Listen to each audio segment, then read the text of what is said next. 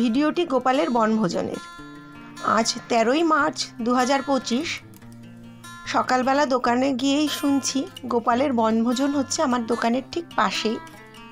Announce করা হচ্ছে যার বাড়িতে গোপাল আছে তারা যেন সাজিয়ে গুছিয়ে নিয়ে আসে।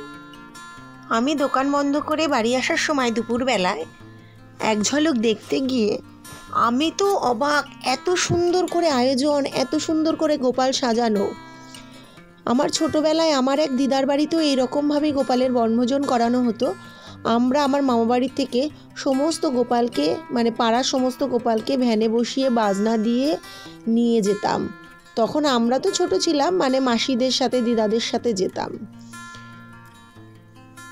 এখানকার গোপালগুলোকে দেখুন, এত সুন্দর করে সাজানো হয়েছে, চোখ সরানো যাচ্ছে না এক একজনের থেকে। ইনি তো পুরো রাধারানীর মতো সেজেছে। ইনি গোপাল কিন্তু সেজেছেন দেখুন, টায়রা টিকলি পরে একদম রাধারানী।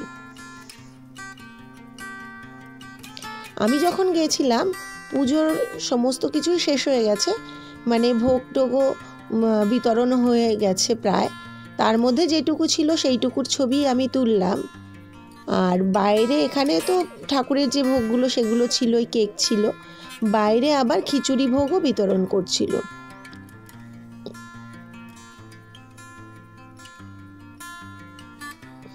দেখুন কি সুন্দর লাগছে এদেরকে।